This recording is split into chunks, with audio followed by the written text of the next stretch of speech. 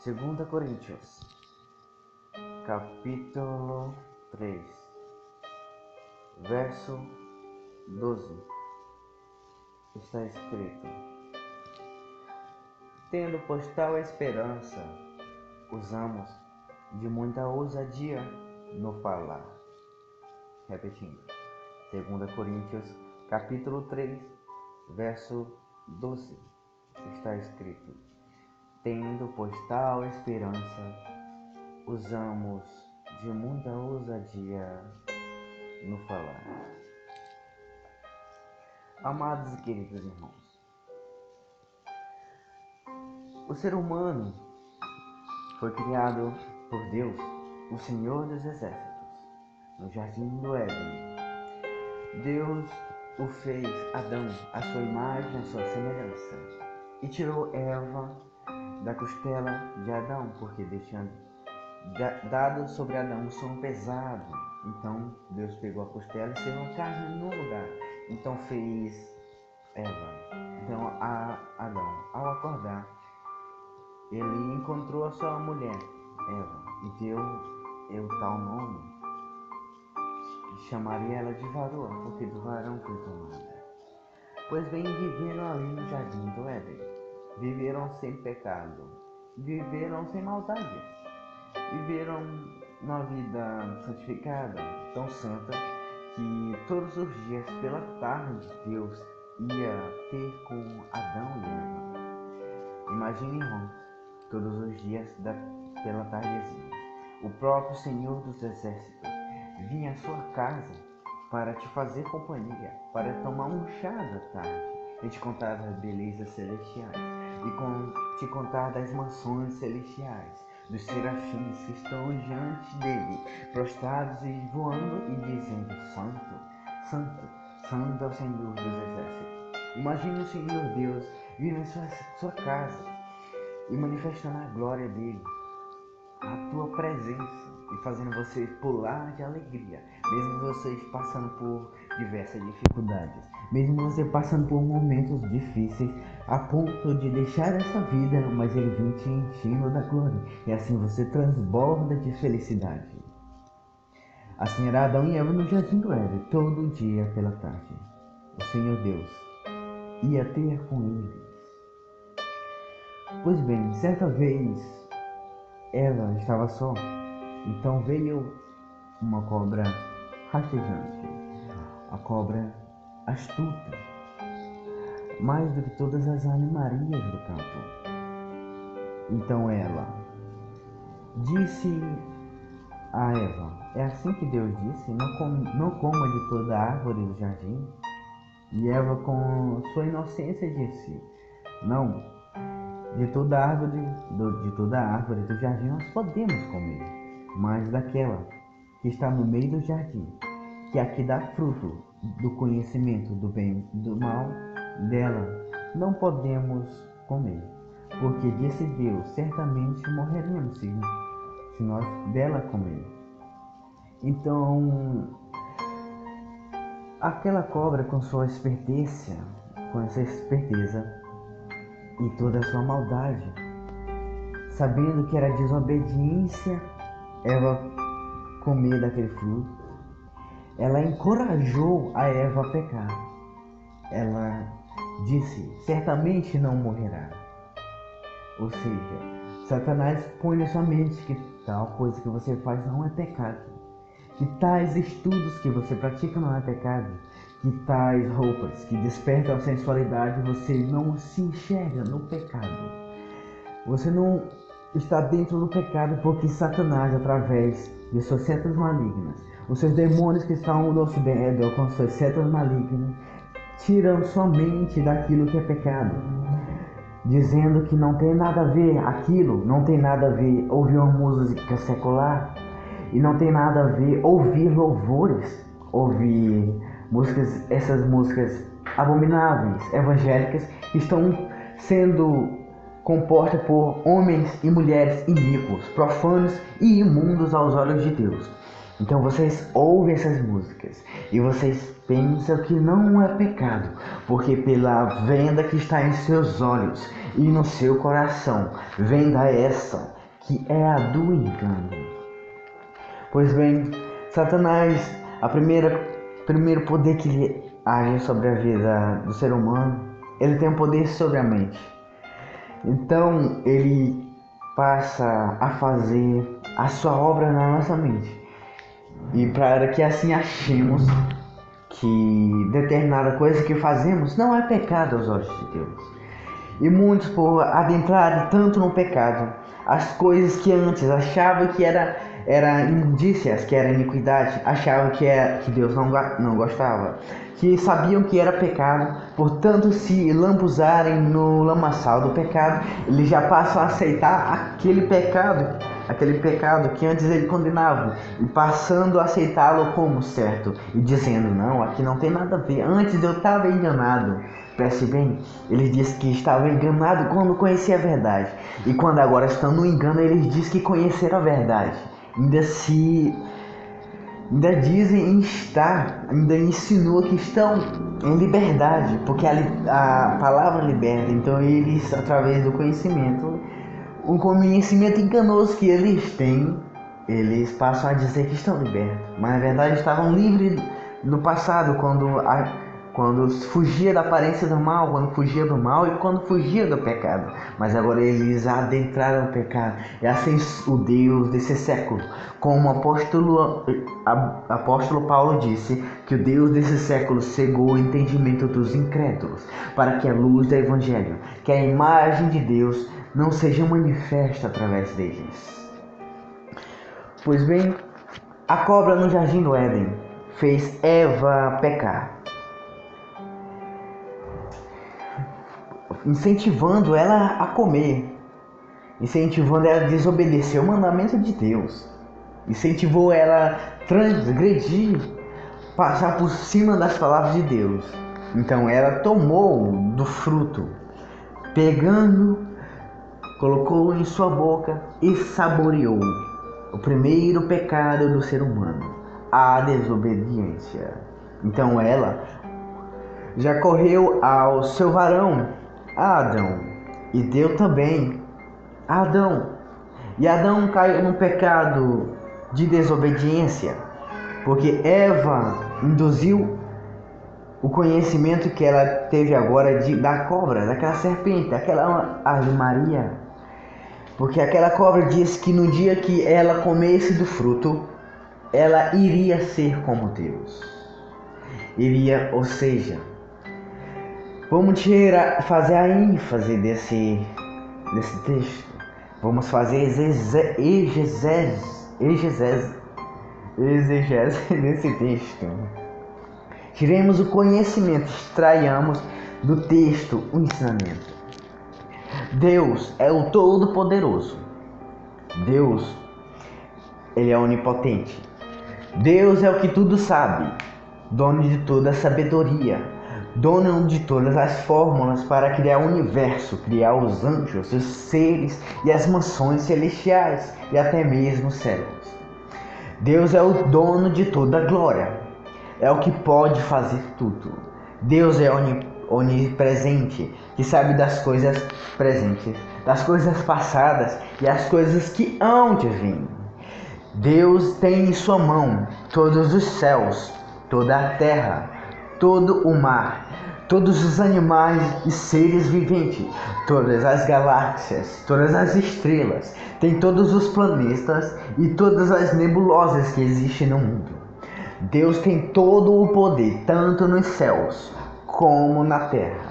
Tem toda a sabedoria para criar o que bem entender, para criar o que bem imaginar. E tem o poder para exercer o seu pensamento, a sua imaginação. Pois a Ave Maria do campo, aquela cobra, sabendo de toda a onipotência de Deus, toda a onisciência de Deus e toda a onipresença de Deus, expressou o seu conhecimento que tinha de Deus a Eva.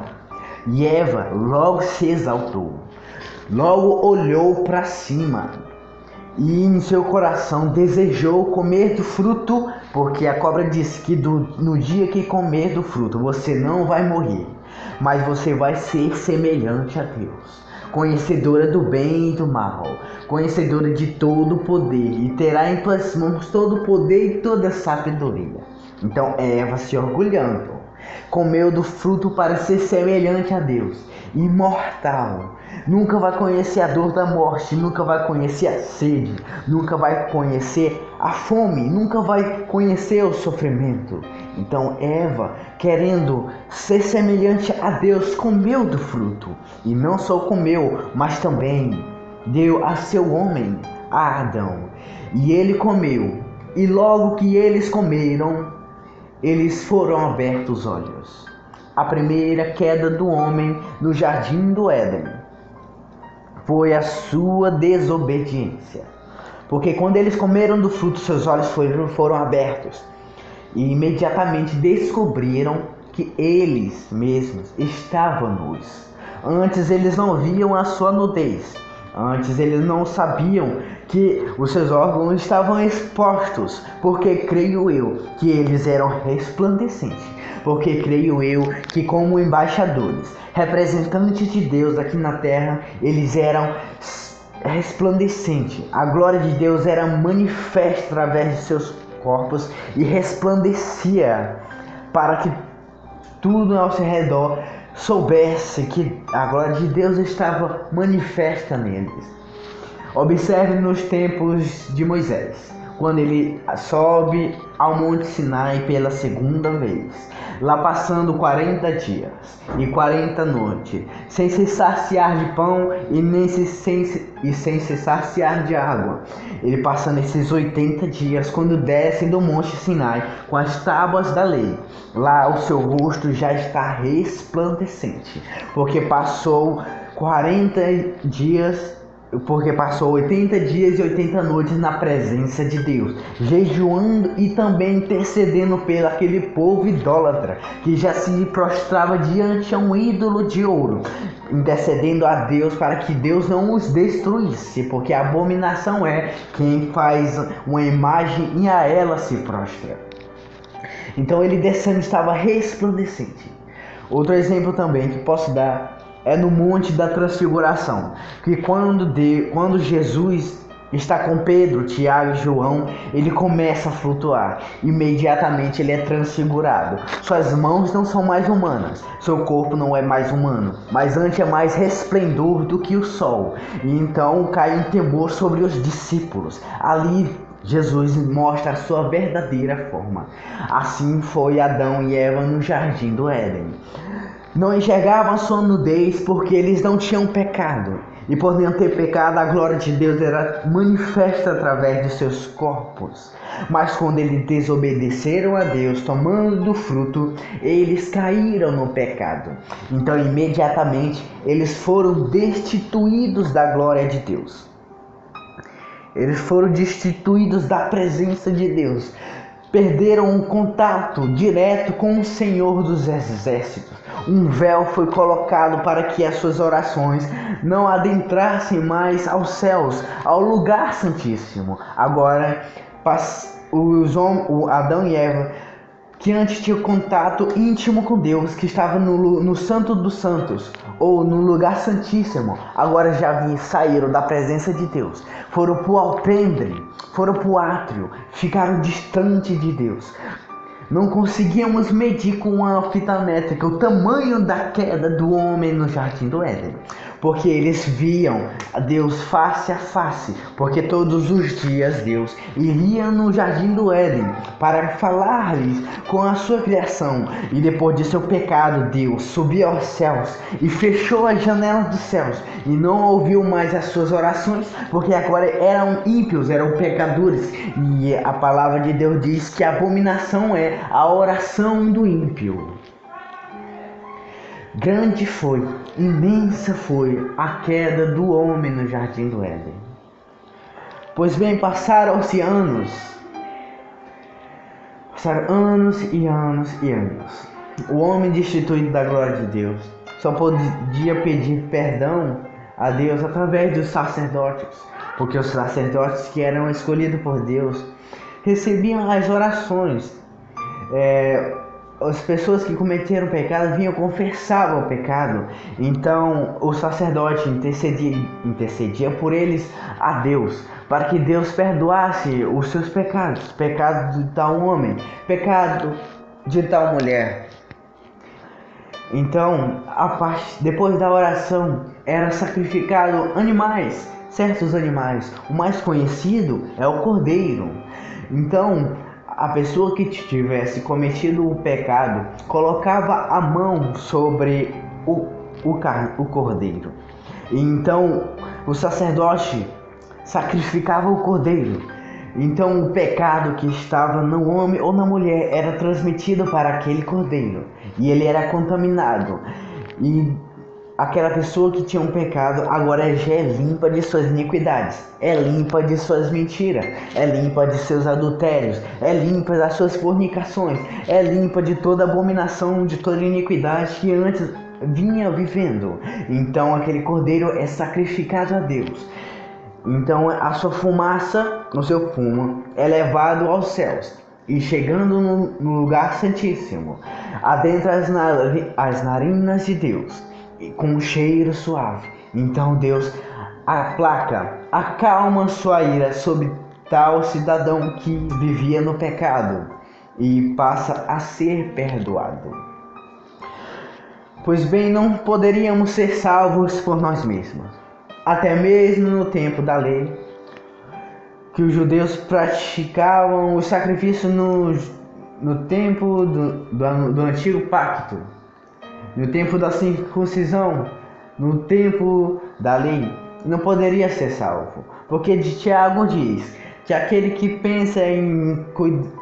cuida em praticar a lei, e se tropeçar em sequer um ponto, ele é culpado de toda a lei. E as leis descritas no livro de Levítico são 603 leis. Pois se tu conseguir praticar as 612 leis, se tu tropeçar na 613ª lei, você se torna condenado de todas as leis. Pois por isso que a Bíblia diz que pela lei nenhuma carne se salvaria. Nós não poderíamos nunca entrar no reino de Deus. Nós nunca poderíamos adentrar nas regiões celestiais. Nós nunca poderíamos entrar nos céus e tomar do fruto da árvore da vida. Nunca poderíamos ter a oportunidade de tomar das fontes das águas da vida. Jamais teríamos o nosso corpo transformado adentrando no reino de Deus através do seu Santo Espírito, porque pela lei ninguém se salvaria. Os judeus não se salvariam pelo tempo da lei, enquanto mais a nós que nem praticamos a lei. Nós, gentios, estamos abomináveis, somos imundos, somos transgressores, estamos debaixo da ira de Deus. Somos filhos de Adão, porque Adão em seu cerne, em seu si, no seu íntimo veio trazendo o pecado da desobediência. E todos os homens, desde Adão até hoje, vêm pecando. Então nós somos condenados pelos pecados que vemos praticando ou vemos pensando em fazer, mas somos condenados pelo pecado original, o pecado que originou a morte lá no Jardim do Éden. Então Adão pecando, ele recebeu o seu justo salário, porque está escrito que o salário do pecado é a morte. Porque quando já está maduro, porque quando alguém está em pecado constante, a espada de Deus é desferida sobre ele, e é despejada a ira de Deus sobre tal criatura, e assim é destituída para sempre da presença de Deus, e é lançada na segunda morte, que é o lago de fogo. E lá Jesus disse que haveria pranto e ranger de dentes, e o seu tormento, o seu fogo e a fumaça de seu tormento subiria para todos sempre, e não teria mais descanso de dia e nem de noite. Pois bem, destituídos estávamos da glória de Deus por causa do pecado original, porque todos os homens desde o primeiro Adão até os dias de hoje pecaram e não haveriam como ser salvo. Nós nunca poderíamos contemplar a majestade de Deus. Nós nunca poderíamos ser santos, nós nunca poderíamos ter as mãos limpas, nós nunca poderíamos ter o coração manso, o coração misericordioso, um coração puro. Jamais entraríamos ao reino de Deus, nós nunca teríamos a oportunidade de ter o nosso nome escrito no livro da vida, pois aquele que não tem o nome escrito no livro da vida vai tomar parte na segunda morte descrita em Apocalipse, e a segunda morte é o lago de fogo. Nós seríamos todos transgressores, nós seríamos todos lançados nesse abismo profundo.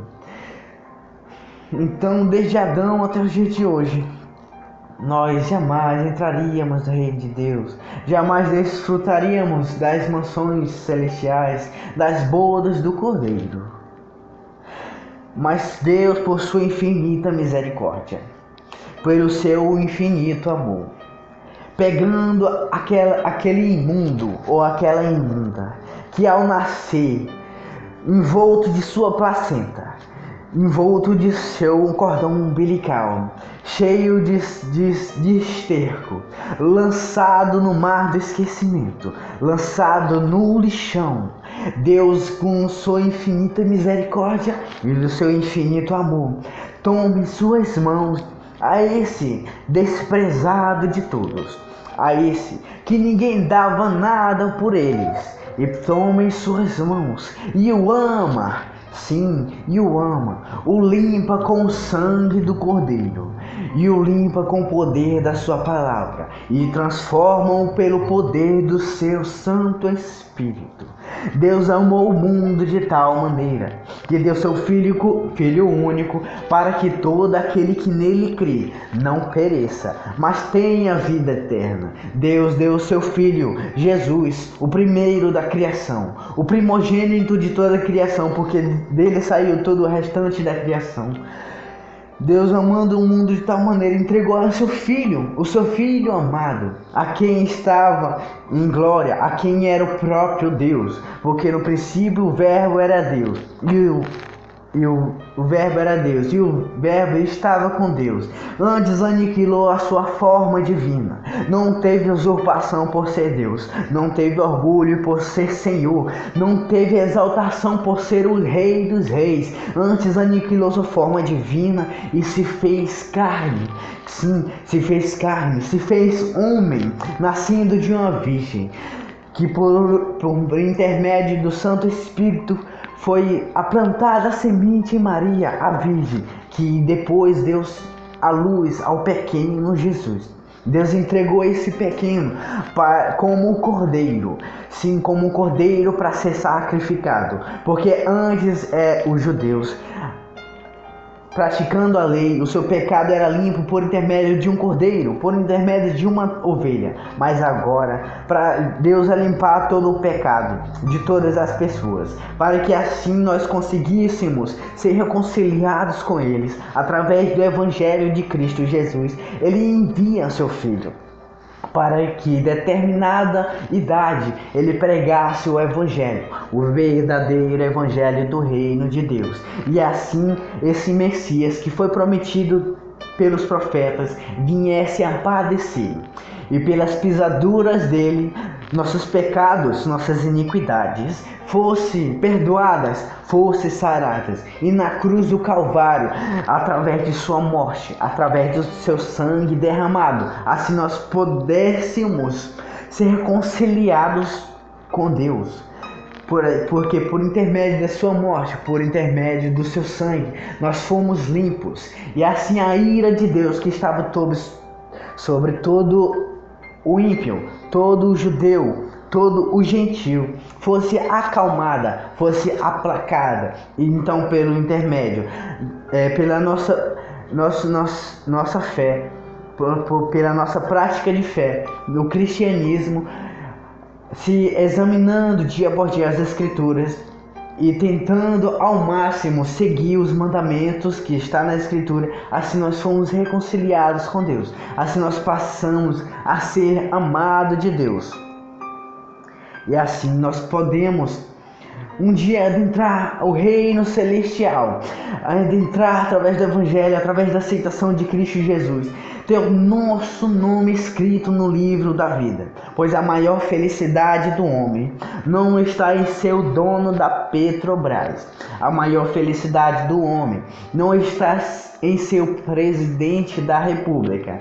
A melhor felicidade do homem não está em ser o melhor e mais conhecido, e mais poderoso e mais rico compositor e cantor dessa terra. A felicidade do homem não está em ser reis ou rainhas, não está em ser príncipes. A maior felicidade do homem não é ser o mais rico dessa terra, mas a felicidade do homem e da mulher é ter o seu nome escrito no livro da vida. Porque adiantaria o homem ou a mulher ter todas as riquezas da terra, ter todas as suas vaidades, todas as suas sensualidades, ter tudo que bem te faz, todo o prazer que essa terra te oferece? Que prazer tem se no último dia ele será condenado porque andou segundo o seu nariz, andou segundo a sua vontade, assim pecando contra Deus, assim a ira de Deus se acendendo por tal criatura. E então no último dia ele será condenado pelas suas más obras, pelos seus maus pensamentos e pelo seu coração perverso, porque enganoso é o coração do homem, mais do que todas as coisas que existem na face da terra. Pois que adiantaria o homem ganhar tudo e perder sua alma? Certa vez Jesus foi a seus discípulos e disse: eu envio vocês agora como ovelhas ao meio de lobos devoradores, lobos ferozes. Eu darei a você poder para curar, fazer maravilhas e para expulsar demônios. Então os discípulos foram, e quando voltaram, vieram se alegrando, porque expulsaram demônios, porque curaram os enfermos, porque fizeram prodígios e maravilhas. E porém Jesus disse: não se alegrem porque vocês curam ou porque os demônios obedecem, são submissos a vocês. Porque eles se alegravam naquilo que era passageiro. Porque eles se alegravam apenas em curar, se alegravam apenas em profecia, se alegravam apenas em palavras que exaltassem o homem, se alegravam apenas em prodígios. Mas Jesus diz: ei, isso não é o maior milagre. Ei, isso não é a mais excelente coisa que pode acontecer na vida de vocês. Porque se depender disso, vocês vão ser condenados. Porque se depender disso, vocês vão ser dilacerados, vão ser trucidados, vão ser amaldiçoados, vão ser torturados no lago de fogo por toda a eternidade. Isso não é o maior milagre que podem acontecer na vida de vocês, não. O maior milagre que pode acontecer na vida do homem e da mulher é ele ter, Jesus dizendo, não se alegre por isso, mas se alegre porque o seu nome está escrito no livro da vida. Sim, porque você não tinha chance de salvação. Porque se eu não tivesse, era a mesma coisa que eu estava vendo Jesus dizer. Porque se eu não tivesse vindo do céu, me transformado, a minha imagem de glória, eu que era Deus, se eu não tivesse me transformado em carne, e se por meu amor eu não morresse no lugar de vocês, tomando sobre mim os seus pecados, vocês jamais entrariam no reino de Deus, vocês jamais seriam salvos, vocês jamais contemplariam a majestade de Deus, vocês jamais entrariam no reino celeste, vocês jamais contemplariam a glória que está prometida nos profetas. Vocês jamais adentrariam aos portões celestiais. Vocês jamais adentrariam às ruas de ouro, na presença de Deus, e cantar santo ao Senhor dos exércitos. Então não se alegre por profecia, não se alegre por palavra de motivação, não se alegre porque você tem autoridade para expulsar demônios, não se alegre porque você tem o dom de cura, não se alegre porque você tem o dom de falar em línguas. Antes alegrai-vos e prossigamos a alegrar e fazer a vontade de Deus para que nosso nome esteja no livro da vida. Eu tenho uma pregação para me falar sobre os dons espirituais. os dons que não identificam, os dons que não querem dizer que você está salvo. Porque muitos vão dizer no último dia que fizeram um milagre no nome de Jesus. Porém, Jesus vai dizer: apartai-vos de mim, vocês que praticam iniquidade, porque eu nunca vos conheci vocês. Eu tenho 1 hora de pregação para falar sobre isso. Que o dom não te salva. Que por você ressuscitar um morto, porque você curar, por você expulsar demônio, porque você fazer prodígio e milagre, isso não quer dizer que você é salvo. Isso não quer dizer que teu nome está escrito no livro da vida. Eu tenho 1 hora de pregação para me falar sobre isso. Porém, voltando ao texto.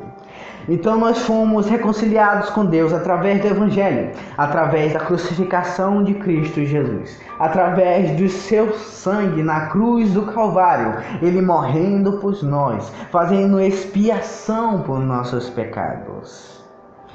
Então Paulo afirma que, tendo pois tal esperança, usamos de muita ousadia no falar. Amados irmãos, Paulo era perseguidor dos cristãos. Paulo professava a fé no judaísmo, tinha sua profissão de fé com base nas Escrituras, no Pentateuco, que é os 5 primeiros livros escritos por Moisés. Então ele ia aos sacerdotes, aos sumos sacerdotes, aos escribas, fariseus, reis, e pedia cartas essas que davam autorização para ele fechar a igreja ou a casa, ou acabar com o círculo, com as células onde as pessoas pregavam o evangelho. Porque Paulo não acreditava no evangelho. Porque tinha Jesus, tinha esse tal caminho que antes estava nascendo, esse tal evangelho. Ele tinha como hipocrisia e tinha como falso. Então, para não se propagar, em sua mente ele pensou: não, para que não se propague essa mentira entre os judeus, essa mentira entre os gentios e ímpios, eu vou fechar essas igrejas, eu vou deixá-las fechadas para que esse engano não se propague. Então ele começou a matar judeus esses que professavam a fé em Cristo Jesus. Matava pagãos, matava gentios, povo que não era judeus, porque professava a fé no Antigo Testamento, no tempo da lei. Por quê? Porque tinha um véu sobre seu rosto, um véu sobre seu coração, véu esse do engano, que ele até diz em 2 Coríntios capítulo 3, no verso 13, ele diz: não somos como Moisés, que trazia um véu sobre o rosto, para que os filhos de Israel não contemplassem aquilo que era passageiro. Mas o entendimento deles ficou endurecido, pois até o dia de hoje a leitura do velho pacto permanece o mesmo véu, não lhe sendo revelado que em Cristo é ele abolido. Então nesse tempo ele, como judeus, não tinha entendimento que era através de Cristo Jesus que a lei, o velho pacto, era abolido.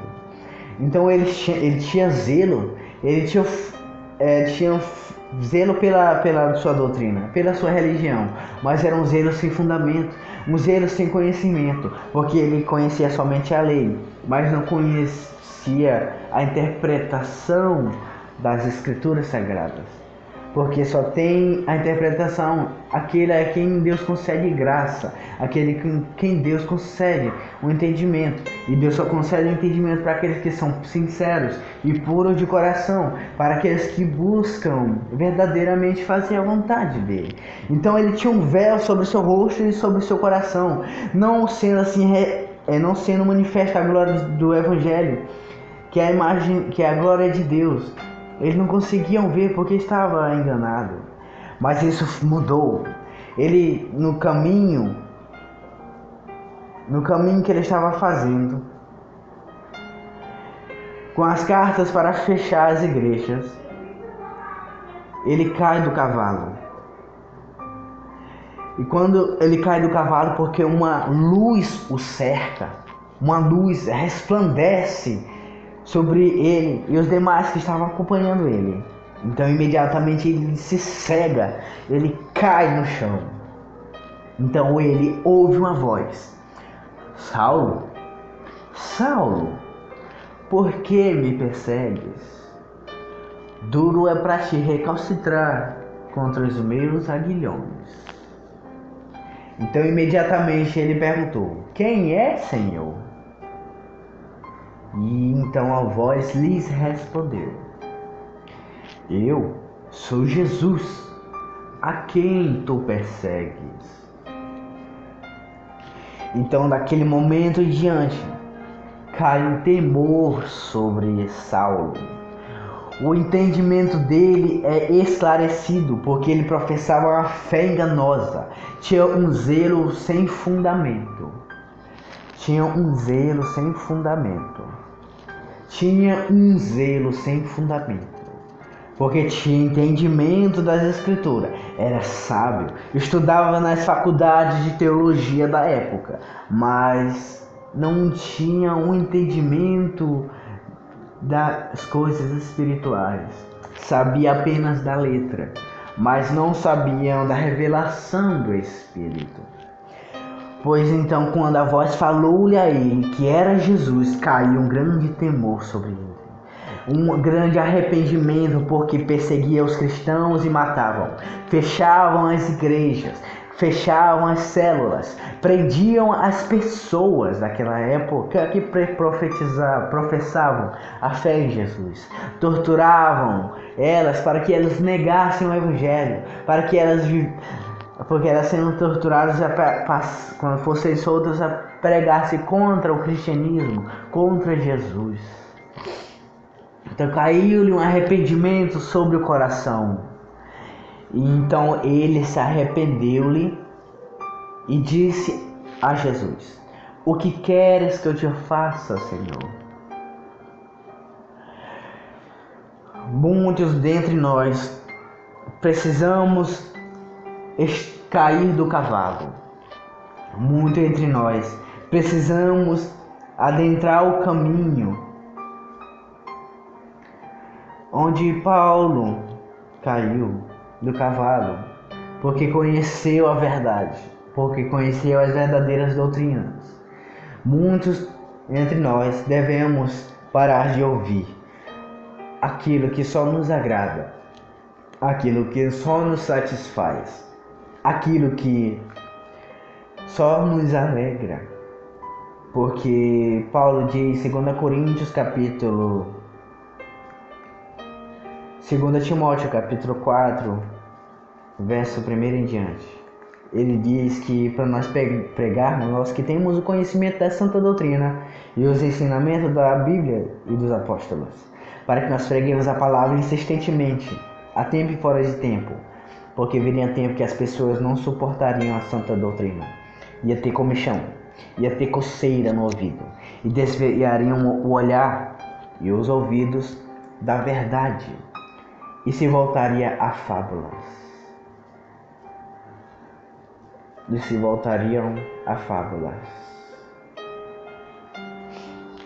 Pois bem, muitos entre nós temos que cair do cavalo, temos que conhecer a palavra que é Jesus, e temos que reconhecer o nosso pecado, e assim não mais praticar, e assim ser transformado de Saulo agora para Paulo, de perseguidor do Evangelho agora para seguidor do Evangelho, de perseguidor para agora perseguido. Então Paulo, depois de sua conversão, ele já passou a professar a fé em Cristo. Já antes perseguia e não queria que ninguém ensinasse. Agora ele apoia o cristianismo, apoia o caminho, apoia o Evangelho do Reino de Deus, apoia Cristo Jesus, que era o Messias. E agora passa a ensinar. O que antes ele abominava, agora ele passa a ensinar aos outros. Então ele reconheceu que estava errado, ele reconheceu que estava com um véu sobre o seu rosto, sobre o seu coração, e assim não conseguia enxergar a magnificência do Evangelho. Assim ele não conseguia enxergar que Cristo era o verdadeiro Messias, aquele que foi entregue por nós, por expiação dos nossos pecados, para a nossa salvação. Agora ele conseguiu enxergar porque conheceu a verdade, porque ele teve um encontro com Jesus. Devemos no dia de hoje ter um encontro com Cristo Jesus,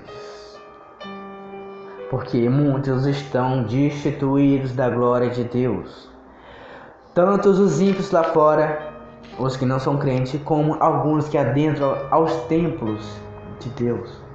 São bodes, são joios e são lobos devoradores. Alguns eu culpo porque escolheram ser assim, tendo conhecimento da verdade, tiveram comichão nos ouvidos e não quiseram a verdade. Deixaram de adorar a Deus para adorar um pastor, para adorar uma imagem, adorar um ídolo que foi levantado pelas pessoas para satisfazer só os seus desejos, só as suas vontades. Esses devem ter um encontro com Cristo Jesus. E outros que estão dentre nós são enganados por esses bodes e lobos que tiveram a verdade, mas ocultaram da frente das ovelhas e assim impediram elas de conhecer verdadeiramente o Evangelho. Esses eu não culpo. E Jesus não os culpa, Deus não os culpa.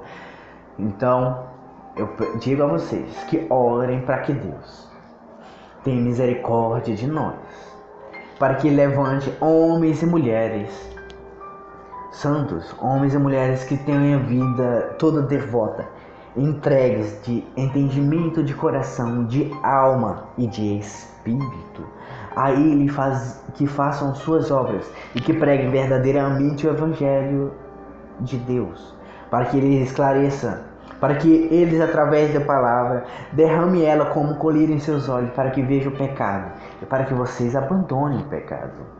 Ore a Deus pedindo misericórdia para que Ele levante homens sinceros, homens justos que preguem verdadeiramente a palavra de Deus. Então é isso que peço a vocês. Então Paulo teve conhecimento da verdade, passou a professar a fé em Cristo Jesus, porque conheceu a verdade. E se cumpriu na vida de Paulo, como na vida de muitos evangélicos, muitos cristãos nos dias de hoje. A palavra que Jesus disse: e conhecereis a verdade, e a verdade vos libertará. Então Paulo diz, em 2 Coríntios capítulo 3, no verso 12, ele diz: tendo, pois tal confiança, usamos de muita ousadia no falar. Tendo nós tal confiança, usamos de ousadia no evangelizar. Tendo nós tal confiança que fomos perdoados através do Evangelho, que nós fomos perdoados através da morte, do sangue e da ressurreição de Jesus Cristo, tendo tal esperança, que nós seremos salvos, que nós temos o nosso nome escrito no livro da vida e que um dia estaremos com Deus, nosso Pai.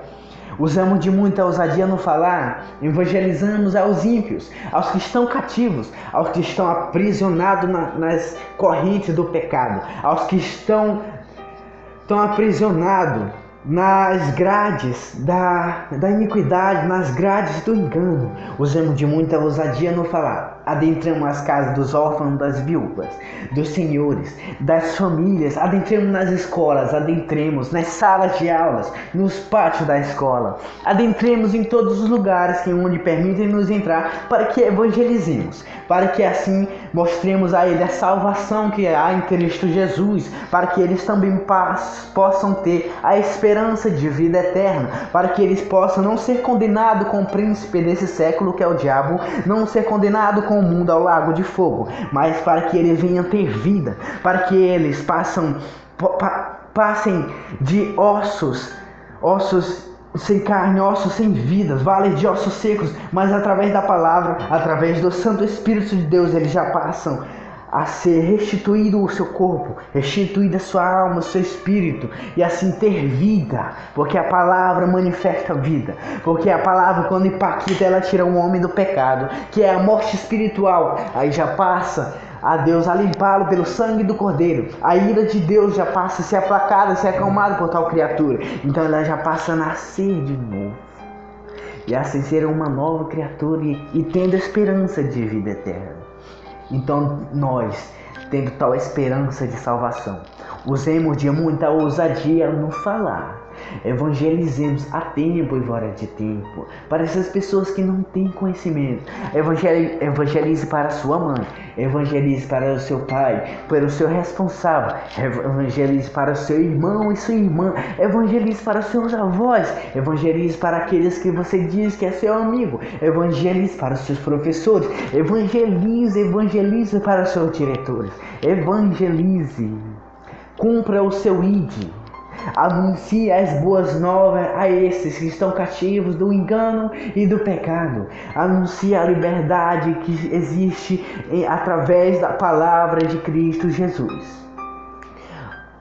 O salário do pecado é a morte. Bem sabemos disso. Mas, através de Cristo Jesus, o dom de Deus, o dom gratuito de Deus, é a vida eterna. Amém.